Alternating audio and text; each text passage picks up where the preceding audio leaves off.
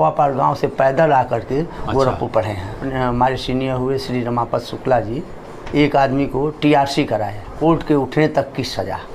बहुत शरीफ अगर है तो यह वकालत का पहला अवगुण है। 307 के लिए चोट अनिवार्य नहीं है। न्यायिक अधिकारी को एक्सटर्नल स्टफ होना चाहिए, जबकि वादी को सीआरपीसी हमारी कहती है वादी को सूचना देना चाहिए। वकील की डिग्निटी अगर नहीं मेंटेन किए आप तो वकील कहलाने का आपको अधिकार नहीं है। नमस्कार, स्वागत है आप सभी का हमारे इस विशेष कार्यक्रम में। दर्शकों, जीवन संघर्ष की एक गाथा है, क्योंकि जीवन में यदि संघर्ष न हो तो फिर उसका कोई महत्व नहीं रह जाता है। बिना संघर्ष के कोई उपलब्धि या कोई मंजिल हासिल नहीं हो सकती। अधिवक्ताओं के जीवन के बारे में भी यही कहा जाता है कि अधिवक्ताओं के जीवन में बहुत ही कठिन संघर्ष होता है और संघर्षों की एक लंबी श्रृंखला को पार करने के बाद एक बेहतर अधिवक्ता व्यक्ति बन पाता है। और समाज का हर व्यक्ति ये जानना चाहता है कि जो अधिवक्ता समाज में अपनी एक पहचान बनाया है उसका जीवन कैसा रहा है। हर व्यक्ति उसके जीवन वृत्ति के बारे में जानना चाहता है।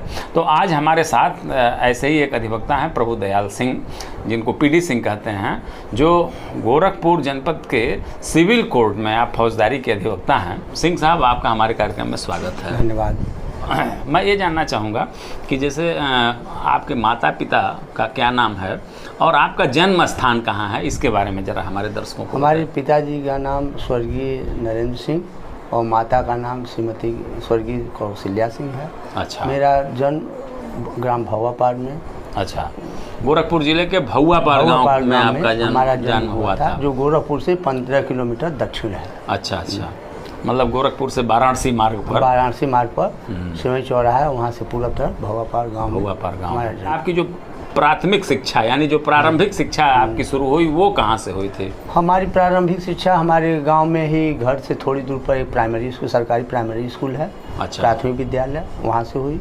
फिर junior high school primary school पास करने के बाद हमारे गांव में ही भवापार में ही जो है, अच्छा, सिवई नेशा हाईवे के किनारे जूनियर हाई स्कूल भवापार है। अच्छा। 6 से 8 तक की शिक्षा हमारी वहाँ से हुई। अच्छा, उसके बाद जो है हाई स्कूल और उसके बाद हम डीएवी इंटर कॉलेज से अच्छा, हाई स्कूल और इंटर किए।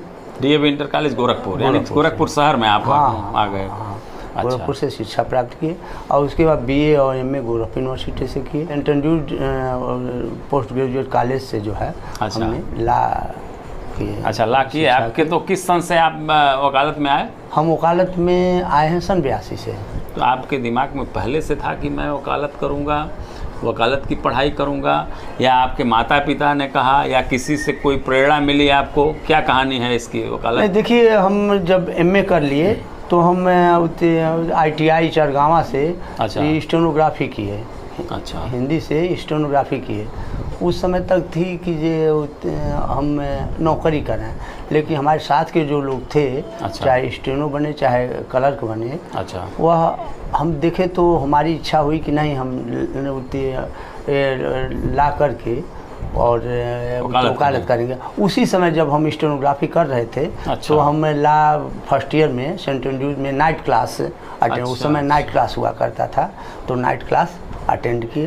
तो वकालत में जब आए तो आपका वरिष्ठ अधिवक्ता कौन था? किसके सानिध्य में आप? शुरू में आए तो हम कलेक्ट्रेट में स्वर्गीय आद्या प्रसाद श्रीवास्तव के यहाँ रेवेन्यू शुरू किए। अच्छा। लेकिन वहाँ पर देखे कि कानून का महत्व कम है। अच्छा। उसके बाद हम चले आए दीवानी कचहरी में। अच्छा। अपने हमारे सीनियर हुए श्री रमापत शुक्ला जी। अच्छा, तो रमापत शुक्ला जी के सानिध्य में आपने वकालत शुरू किया। तो रमापति जी के सानिध्य में आपने फौजदारी की वकालत शुरू की। तो फौजदारी ही आपके दिमाग में क्यों आया? उसकी भी एक कहानी है। हाँ, बताइए। हम सन 77 में गांव से ही हम पढ़ते थे। अच्छा। और आपको बता दें कि हम डीएवी इंटर कॉलेज में कक्षा 9 में भवापार गांव से पैदल आकर के गोरखपुर पढ़े हैं। और 77 में हमसे एक गांव के एक बाबू साहब से मारपीट हो गई थी। अच्छा। उसमें हमको चोट लग गया था। अच्छा। उसमें FIR दर्ज कराई, लेकिन पुलिस ने फाइनल रिपोर्ट लगा दिया।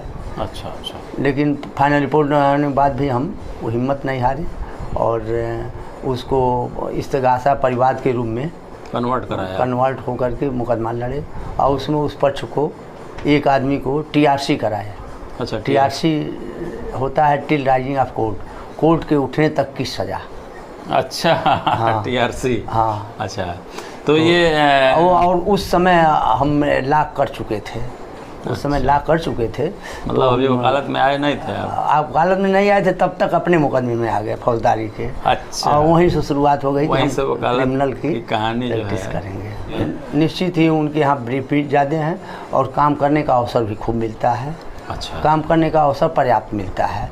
अब वो जो जितना वहाँ से ग्रहण कर सके, सीख सके, वो उसकी क्षमता के ऊपर उसकी डिपेंड करता उसकी है। अपने क्षमता और अपने ईगरनेस पर है कि अच्छा। कितना वह उसके प्रति समर्पित है कि वह उनसे सीख पा रहा है। अच्छा, तो जैसे मान लीजिए आप वकालत में आ गए और आप वकालत करने लगे, तो उसके बाद परिवार के लोग शादी ब्याह की चिंता करते हैं, तो आपकी नहीं, शादी तो हमारी परीक्षा शिक्षा ग्रहण कर रहे थे उसी समय जो है अच्छा हो गई थी। किस सन में हुई आपकी शादी? शादी 1980 में शादी हो गई। अच्छा, 19। पत्नी गृहिणी हैं? हाँ, गृहिणी है, शुद्ध अच्छा, गृहिणी है। बच्चे आपके कितने हैं? बस हमारे पास एक लड़की है अच्छा, और उसकी शादी किए हमारे दामाद भी इलाहाबाद हाई कोर्ट में वकालत करते हैं।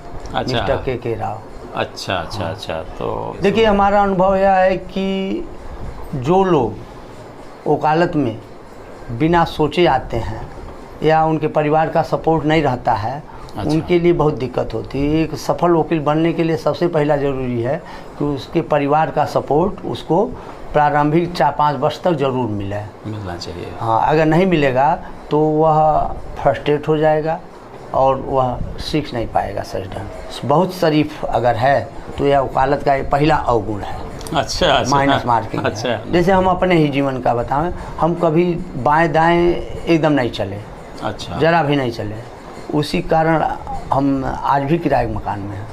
वकालत अच्छा। में शॉर्टकट तो बहुत होता है, बहुत होता है, बहुत होता है। अच्छा। हाँ, लोग उसको स्वीकार नहीं करते। हाँ। अच्छा, ये बताइए, आप तो फौजदारी की वकालत करते हैं, तो फौजदारी में अब जो व्यवस्था बनी है, जैसे पहले FIR जा कर के थाने पर लिख के देना पड़ता था, आजकल जो ऑनलाइन FIR की व्यवस्था है, क्या है ये ऑनलाइन FIR? देखिए, ऑनलाइन FIR हर केसेज में नहीं होते हैं। अच्छा, कुछ विशेष केसेज हैं जिसमें ऑनलाइन FIR हो जाते हैं। नहीं तो ऑनलाइन FIR सब में नहीं होते हैं। अच्छा, फौजदारी मामलों में जो पुलिस की विवेचना है, निष्पक्ष विवेचना हो, इसके लिए किसी भी परिवादी या किसी पीड़ित को क्या करना चाहिए? इसमें पुलिस का कितना सहयोग जो है कोई पीड़ित कर सकता है कि विवेचना निष्पक्ष हो? क्या कहेंगे? देखिए, विवेचना निष्पक्ष हो यह न वादी चाहता है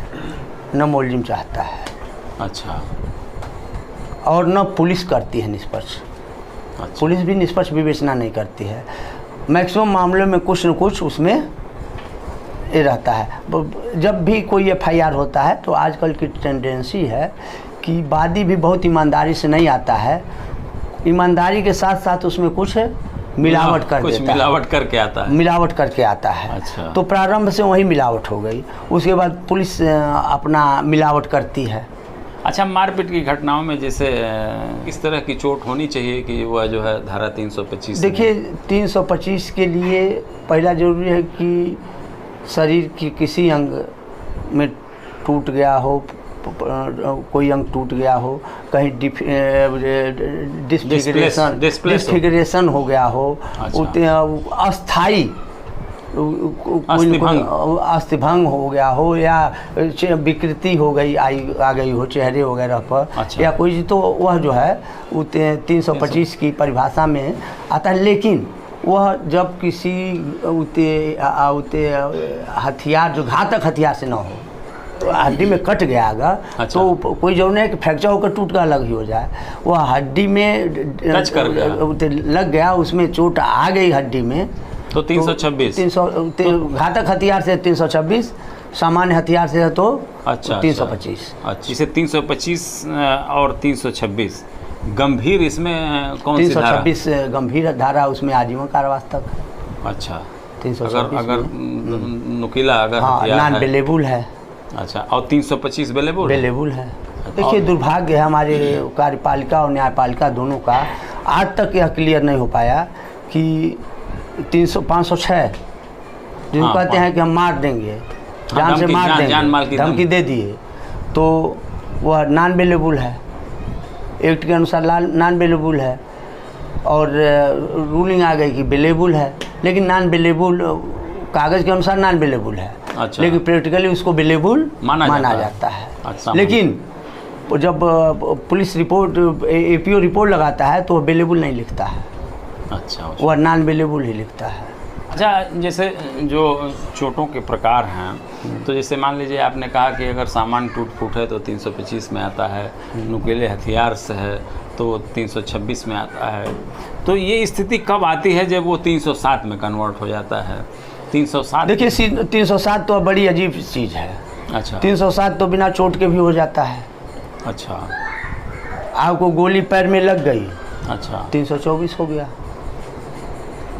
अच्छा, पैर में गोली मार दिया, लग गई, नज़दीक से अगर पैर में मार दिया तो उसका इंटेंशन तो है ना पैर में मारना, तो 324 हुआ। लेकिन वह गोली मारा आपको, लगा ही नहीं, तो 307 भी हो गया। 307 के लिए चोट अनिवार्य नहीं है। इन सारी चीज़ों में 308 का ऑफेंस जो होता है उसके लिए चोट का जो प्रकार है, उसके लिए जो चोट की गंभीरता है वो क्या होती है? देखिए जैसे मान लीजिए लाठी से सर पर लगा, सीने पर लगा, हड्डी टूट गई, तो 325 हड्डी टूटी, 325 तो हुआ ही, लेकिन 308 भी हो गया, क्योंकि उससे और वाइटल पार्ट है और अंदर तक चोट लग जाती तो वह मर भी सकता था। तो इसलिए 308 भी है। सर पर लग गया, फूटा या नहीं सर फटा, खोपड़ी में कि हड्डी में क्रैक आया या नहीं आया, लेकिन सर पर चोट लगी है तो उससे संभावना ये रहती है कि ये मर भी सकता है। मर जाएगा आवश्यक नहीं है, मर भी सकता है, तो इसलिए 308 हो जाएगा। अच्छा, ये दोनों धाराएं ट्राइबल वाइज सेशन है, हाँ। और दोनों नॉन बेलेबल हैं? हाँ, दोनों नॉन बेलेबल हैं। अच्छा, तो जो अजवान, लेकिन 308 में सज़ा 7 साल तक की केवल, तो सजा 7 साल की है तो वह 41 ए में जो है गिरफ्तारी नहीं होगी। किसी मामले में पुलिस फाइनल रिपोर्ट लगा देती है, तो फाइनल रिपोर्ट में किन आधारों पर उस फाइनल रिपोर्ट को चैलेंज किया जा सकता है, उसका विरोध किया जा सकता है, इसके आधार क्या क्या होते हैं? देखिए इस मामले में अगर कहेंगे तो जैसे जब दरोगा आयु तफ्तीश करके फाइनल रिपोर्ट या चार्जशीट लगाता है तो मजिस्ट्रेट उसके ओपिनियन से आयु के बाध्य नहीं है। जनरली आप देखते होंगे कि एफआईआर आया तो वादी को नोटिस चली जाती है, वादी को नोटिस जाने की कोई ज़रूरत नहीं है।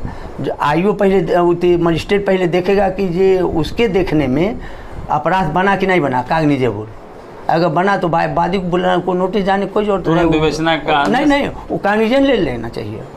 अगर केस डायरी से जो एविडेंस साक्ष्य एकत्र किए गए हैं उससे अगर मजिस्ट्रेट को लगता है कि कागनिजेबल ऑफेंस फला धारा का बन रहा है तो भले ही फाइनल रिपोर्ट लगा दिए हों, उनको स्वयं उसका कागनिजेंस लेना चाहिए। किसके खिलाफ बन रहा है उनको सम्मन जारी करना चाहिए। अगर नहीं बन रहा है उसके देखने में तब वादी को नोटिस करे कि वादी आकर के अपना पक्ष रखे, तब मजिस्ट्रेट वादी को सुनने के बाद चाहे उस फाइनल रिपोर्ट को एक्सेप्ट कर ले, चाहे उसको कंप्लेंट ट्रीट करते हुए उसको सुनने का अवसर दे। अवसर बड़ा हो गया, बिल्कुल। और आयु एक बार चार्जशीट अगर छोटे धारा में लगा देता है तो अब मुकदमा चलते चलते मजिस्ट्रेट के यहाँ चलते चलते जब एविडेंस वगैरह आती है कई वर्षों के बाद जब एविडेंस आ जाएगी तब 311 में तब आप एप्लीकेशन देंगे फला धारा का अपराध बनता है, एक कमिट होना चाहिए, तब न कमिट होगा। तब तक इतनी लंबी, तब तक गंगा जी का पानी इतना बह जाएगा कि न्याय नहीं मिल पाएगा। जो वास्तविक दोषी रहता है इतना मिक्सअप कर देते हैं तफ्तीश के दौरान कि अगर न्यायिक अधिकारी या जज अगर यह जानना भी चाहे क्या सही है क्या गलत है तो वह तय नहीं कर पाता है। जबकि एक न्यायिक अधिकारी को एक्सटर्नल स्टफ होना चाहिए। एक्सटर्नल स्टफ मतलब उसके अंदर एकदम किसी तरह का हर्ष विषाद का कुछ ही लेस मात्र न रहे। न्यायिक अधिकारी को अपने फैसले करते समय निर्णय लेते समय हर्ष विषाद कुछ भी नहीं उसके अंदर होना चाहिए। न्याय करने में खास करके क्रिमिनल में डिमिन्योर ऑफ विटनेस बहुत ही इम्पॉर्टेंट है। अच्छा, डिमिन्योर, हाँ, ये क्या होता है? डिमिन्योर होता है कि उस गवाह की अंदर क्या भाव है, अच्छा अच्छा अच्छा, उसके अंदर भाव क्या है। इसको देखना न्यायिक अधिकारी जब गवाही होती है तो वह केवल लिखाता नहीं है, वह गवाह को भी देखता है कि यह इसकी भाव भंगिमा क्या है, भाव क्या है इसका, यह झूठ बोल रहा है कि सही बोल रहा है। हमारे सुप्रीम कोर्ट के भी किसी एक आध फैसले में ऐसा आया है कि अगर गवाह गंवार है तो भले ही वह घटना देखा हो, लेकिन यह जिरह में टूट जाता है। और वहीं निपुण गवाह है तो वह घटना न भी देखा हो तो भी वह ऐसे गवाही देता है जैसे वह घटना देखा है। तो इसको तय कौन करेगा? न्यायाधीश के अंदर जो इच्छा शक्ति न्याय करने की होगी वही देख पाएगा। हम लोग सन 82 में 82 में आए, 84 में क्रिमिनल में आ गए, तो उस समय 1 साल से 2 साल में फैसले हो जाते थे। उसके पहले एक नियम था कि एक जज जो जिस केस में गवाही कर चुका है वह किसी दूसरे ज़िले में भी चला गया तो अगर संभव रहता है तो उसको उस केस को सुनने के लिए बुलाया जाता है और उस केस को वह सुनता था। अच्छा, हाँ, अच्छी व्यवस्था। और हम लोगों के समय में था एक जज जिस केस को बहुत कुछ सुन चुका है, अगर उसी ज़िले में दूसरे कोर्ट में वो चला गया तो वह केस उसके साथ ट्रांसफ़र हो जाते थे। अच्छा अच्छा, जो जज जिस केस के बारे में पूरी गवाही देखा है सभी गवाहों का, वह ज़्यादा समझ सकता है कि इसमें क्या न्याय करना चाहिए। बिल्कुल बिल्कुल, न्याय केवल अक्षरों में नहीं है जो बयान और जीरा में अक्षरों में शब्दों में आ जाते हैं, इसलिए। अच्छा, कोई अगर जैसे मान लीजिए कि कोई घटना हुई और गंभीर धाराओं में घटना पंजीकृत होती है और पुलिस विवेचना में बिल्कुल सामान्य धाराओं में उसको आरोप पत्र दाखिल कर देती है, जैसे 330, 504, और वादी को या पीड़ित को उसकी सूचना भी नहीं हो पाई, उसके पहले ही वो मामला डिस्पोज ऑफ हो गया, तो ऐसी स्थिति में पीड़ित जो है वह तो ये इंतज़ार कर रहा होगा कि डकैती का अपराध हुआ था, जब हमारे पास सूचना आएगी तो मैं न्यायालय में चलूँगा, वो स्टेज आएगा, वहाँ मैं अपनी बात रखूँगा। अब तो इस बारे में आप पहला चीज संज्ञान ले लें कि किसी भी केस में आईओ तफ्तीश करने के बाद चाहे फाइनल रिपोर्ट भेजता है, चाहे चार्जशीट भेजता है, सूचना वादी को नहीं देता है। वादी को नहीं देता? नहीं, कोई नहीं देता है। यह 100 का 100% है, कोई सूचना नहीं देता है वादी को, जबकि वादी को CRPC हमारी कहती है वादी को सूचना देना चाहिए। इस मामले में एक बड़ा मज़ेदार केस है, अब हमको उस केस का याद नहीं है, लेकिन उस केस में ये था कि एक आदमी को जानबूझ करके, जैसा कि प्रोसिक्यूशन कहता था, जानबूझ करके गाड़ी से दबा दिया गया। अच्छा, गाड़ी से दबा दिया गया और उसके टूट फूट वगैरह वगैरह हो गए। अच्छा, उसमें पुलिस ने 337 और 337 और 279, 337, 338 में चार्जशीट लगा दिया। और जब चार्जशीट लगा दिया तो मुलजिम तलब हो गया। चार्ज के स्टेज पर, चार्ज का स्टेज आ गया तो मुलजिम ने एप्लीकेशन दिया, मैं जुर्म स्वीकार कर रहा हूँ।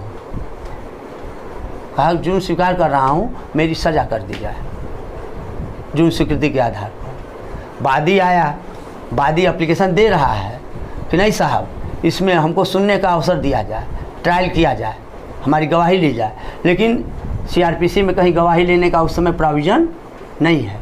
आज भी संभवतः वह मुकदमा चल रहा है, वह कन्फेस के लिए एप्लीकेशन देता है कि हमारा कन्फेशन के आधार पर निस्तारण कर दिया जाए। वादी एप्लीकेशन देता है, बड़ा गंभीर अपराध था साहब, इतने लोगों को चोट लगी है, गंभीर चोटें आई हैं, और इसको मुझे अवसर दिया जाए गवाही का। लेकिन मजिस्ट्रेट के भी हाथ बंधे हैं कि वो जो चार्ज बनाना चाहते हैं तो मुलजिम कहता है, हम ही लोग राय देते हैं ना, मुलजिम कहता है कि साहब हम तो स्वीकार कर रहे हैं अपराध, तो अपराध जो अपराध बन रहा है उसमें हमारी सज़ा कर दी जाए।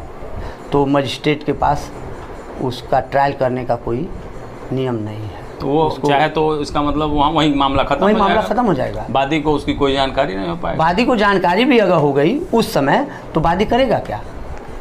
वादी तो यही नहीं करेगा कि अब तो चार्ज का स्टेज आ गया, कापी रिसीव हो गई, कहाँ चार्ज का स्टेज है, चार्ज के स्टेज पर वह स्वीकार नहीं करेगा, चार्ज बनेगा तब ना वो गवाही करेगा। तो कुल मिला के सबसे बड़ा न्यायाधीश आईओ ही है कि आईओ ने अगर जो है 395-97 को अगर 323 में कन्वर्ट कर दिया सामान्य। अरे इतना ही नहीं होता है साहब, अगर मान लीजिए 302 केस है, 302 का केस है, गवाह 4 गवाह आई अकाउंट दे रहे हैं कि फला ने हत्या किया है, आई अकाउंट दे रहे हैं।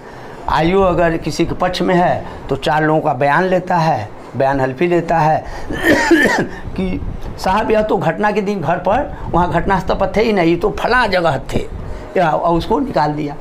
अब न्यायालय में आया, न्यायाधीश महोदय कांग्रेजेंस पर, वहीं फिर कांग्रेजेंस पर आया, जब 4 गवाह गवाही में कह रहे हैं कि यह था, तो आप कांग्रेजेंस उसके खिलाफ भी ले लीजिए। वो एलिबाई का प्ली ले करके वह आयु निकाल दिया है, उससे कहाँ बात है। किसी भी केस में सजा करने के लिए, ट्रायल करने के लिए 2-3 ही गवाह फैक्ट के हों उतना पर्याप्त है। बिल्कुल बिल्कुल। फैक्ट का इससे पूरा गांव भर थोड़ी कहता है। तो 3 गवाह अगर कह रहे हैं तो भले उसके पक्ष में 50 लोग एफिडेविट दिए हों, उसको नहीं मानना चाहिए। तो उस अपराध का आधार आरोप पत्र में तो वो धारा बनती ही है, तो उनको कागनीजेंस ले लेना चाहिए, और कागनीजेंस ले करके उनका भी ट्रायल करना चाहिए। होता क्या है कि ट्रायल होते होते गवाही होती है, 2-3 गवाही हो गई, तब 319 की एप्लीकेशन पड़ती है। तो जज साहब भी कहते हैं कि यार मुकदमा अब 319 की एप्लीकेशन का हम निस्तारण करेंगे, तो जो भी होगा अगर तलब करेंगे तो हाई कोर्ट जाएगा, हाई कोर्ट जाएगा तो ये मुकदमा लटका रह जाएगा। तो बहुत से न्यायिक अधिकारी जो है 319 की एप्लीकेशन का निस्तारण ही नहीं करते हैं। हमारे ही कई केसेस ऐसे हैं जो 319 की एप्लीकेशन का निस्तारण नहीं हो पा रहा है। नहीं हो पा। तो ऐसी स्थिति में फिर जो है क्या विकल्प होता है? अगर विकल्प कानून में है, तो क्या विकल्प की कहीं अपने ऊपर के न्यायालय फिर इसमें क्या आप ऊपर के न्यायालय में आप जाएंगे, वहाँ भी आपका एक बार रिवीजन अगर एडमिट हो गया तो रिवीजन का फाइनल डिस्पोजल होने में कितने दिन लगेंगे? हाई कोर्ट में बहुत समय लगेंगे ना। तो फिर ये चौकसी, इसका मतलब कुल मिलाकर के सब कुछ कानून में है। अपनी ड्यूटी अगर आयु नहीं समझ रहा है तो मजिस्ट्रेट साहब समझे अपनी ड्यूटी। किसी भी तफ्तीश क्या मॉनिटरिंग उनका पुलिस का ऊपर का अधिकारी करता है ना। बिल्कुल बिल्कुल। उनकी पर्चे जाते हैं, वह क्या देखता है कि 302 के केस में जिसको चाहते हैं आयु निकाल देते हैं, बिल्कुल, जिसको चाहते हैं फिर नया नाम ले आ देते हैं। और सीओ साहब के यहाँ जाता है, भाई सीओ तफ्तीश कर रहा है तो एसपी साहब के यहाँ जाता है, कोई नहीं देखता है साहब, वो खामोशी बस्ते में पड़ा रहता है, कोई अपने ड्यूटी को नहीं निभाता है। इसे ही हाल 304B के केसेज में है कि आयु जिसको चाहा उसको निकाल दिया, फिर जब तक आएगा मामला तब तक कुल मिला के आयु सबसे बड़ा। आज की डेट में एक ये भी है ना कि आयु के तफ्तीश में आप इंटरफेयर नहीं कर सकते, तो मजिस्ट्रेट तो कुछ कह नहीं सकता है। मजिस्ट्रेट केवल 156(3) से जो आदेश होते हैं उसी की मॉनिटरिंग कर सकता है। बकिया जो डायरेक्ट FIR दर्ज होते हैं उसमें न्यायिक अधिकारी का कोई पावर तफ्तीश के दौरान नहीं है। तो आयु तो प्रमुख है। हाँ, अगर चेक किया जाए तो उस आयु का ऊपर का अधिकारी तो बैठा है ना, अगर वह देख रहा है कि आयु और निष्पक्ष तफ्तीश नहीं कर रहा है तो दूसरे को दे देना चाहिए तफ्तीश। अच्छा, कमिटल प्रक्रिया पर थोड़ा सा एक जानकारी हम आपसे लेना चाहेंगे कि कमिटल प्रक्रिया में जैसे मान लीजिए कि मामले कोर्ट ऑफ सेशन के द्वारा विचारणीय अगर मामले हैं तो ऐसी स्थिति में क्या जो अभियुक्त आरोप पत्र में जिनका नाम अभियुक्त के रूप में है तो उनके उन धाराओं में जमानत मजिस्ट्रेट ही ले लेता है या फिर सेशन कोर्ट जमानत जो है लेती है? किसी भी सेशन ट्राइब्यूनल केस में मजिस्ट्रेट बेल नहीं देते हैं, यद्यपि यह कहीं कानून में नहीं है कि वह बेल न दें।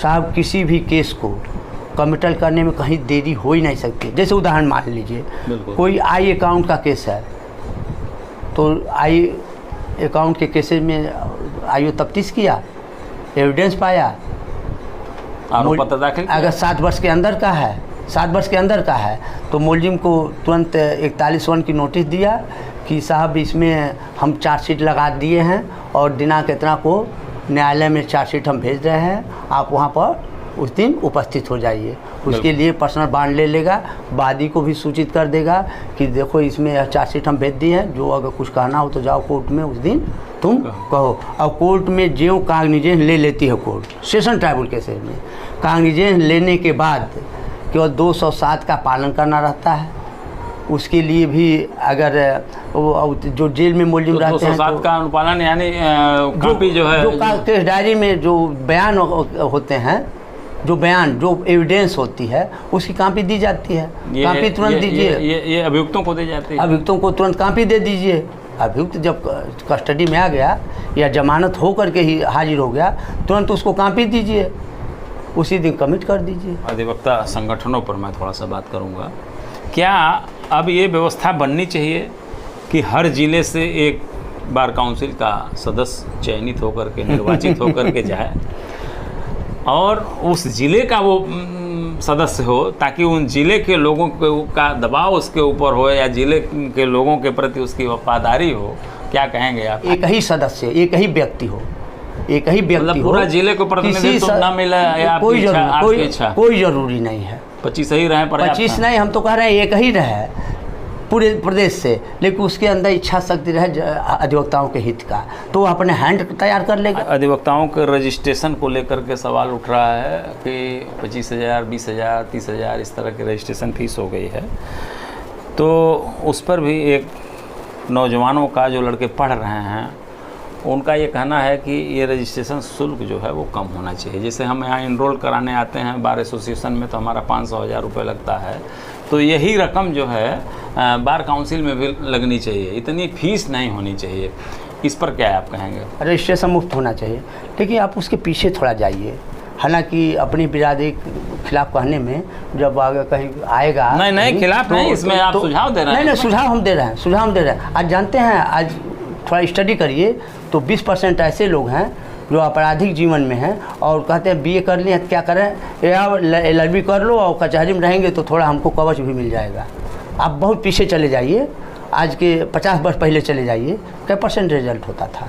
हम तो यह कह रहे हैं कि लॉ ग्रेजुएट जो पैदा होते हैं उनको उसी को लॉ ग्रेजुएट बनने दिया जाए जो योग्य हो।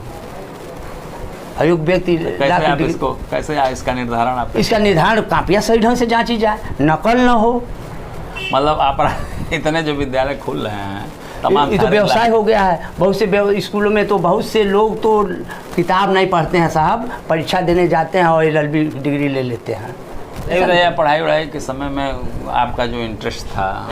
हम अपना ज़्यादा समय पशुओं को खिलाना, घास ले आना, चारा छांटना, उनको खिलाना, उसी में कुछ समय बच गया तो पढ़ना। कोई कविता याद है आपको बचपन की?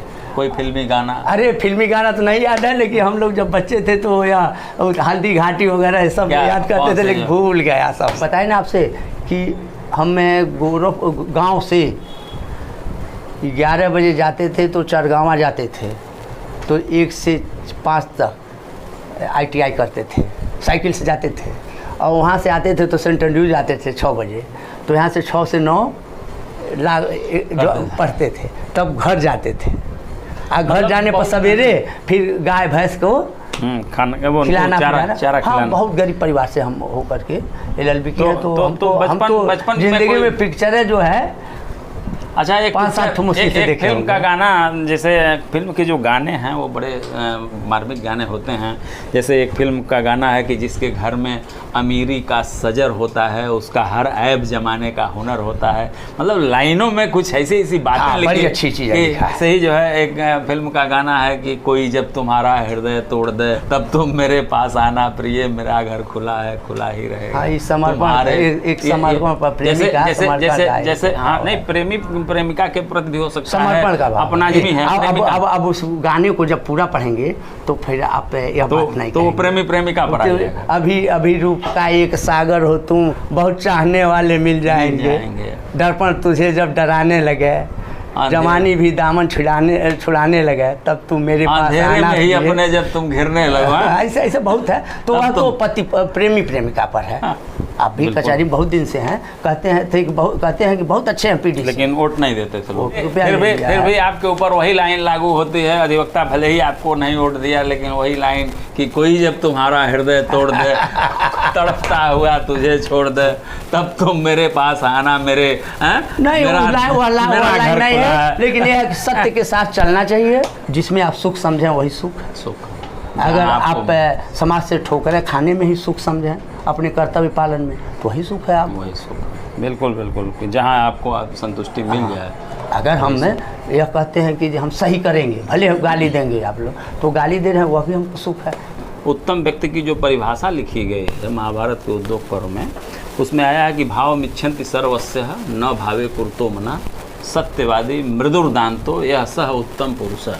मतलब उत्तम पुरुष के लिए कोई ज़रूरी नहीं है कि आप ब्रांडेड कपड़ा पहने हो, आपके हाथ में सोने की अंगूठी हो, कुछ नहीं। भाव मिच्छन्ति सर्वस्य यानी सबके कल्याण की भावना हो, और कल्याण की भावना हो ही ना आपके अंदर, तो न भावे कुर्तो मना यानी अब इस तरह का कोई भाव ही ना हो। सत्यवादी मृदुर्दांती, आप सत्य पर अड़े रहें, कोमल आपका व्यवहार हो, यही श्रेष्ठ जो है उत्तम पुरुष की यही परिभाषा बताई गई है। देखिए आजकल जो मीठा बोलता है वह सत्य तो कभी बोलता है, बोल ही नहीं सकता है, वह तो मतलब मीठा बोलने वाला खतरनाक होता है, बड़ा खतरनाक होता है। हाँ, यह जरूर कहेंगे कि आदमी को अगर उसके पास उसका आत्मबल है तो सही पर ही चलना चाहिए, भले उसको सफलता मिले या ना मिले। और मैं अधिवक्ताओं से भी यही कहूँगा, संदेश दूंगा कि कभी अधिवक्ताओं का एक बहुत समाज में प्रतिष्ठा थी, वह इसलिए प्रतिष्ठा नहीं थी कि वह पैसा बड़ा कमाते थे, इसलिए प्रतिष्ठा थी कि वह बहुत ही अपना जीवन शैली जो है बड़ा संयमित रखते थे। वकील की डिग्निटी अगर नहीं मेंटेन किए आप, तो वकील कहलाने का आपको अधिकार नहीं है। दर्शकों, आपने देखा कि पीडी सिंह ने बहुत बेहतर तरीके से अपने जीवन के बारे में, अपने विधि व्यवसाय के बारे में और विधि व्यवस्था तमाम सारे अपराध के बारे में, अधिनियम के बारे में आपने बातचीत किया। निश्चित रूप से आप इससे लाभान्वित होंगे। सिंह साहब, आपने अपना अमूल्य समय दिया और हमसे बात किया, इसके लिए आपको बहुत बहुत धन्यवाद। आपको भी बहुत बहुत धन्यवाद।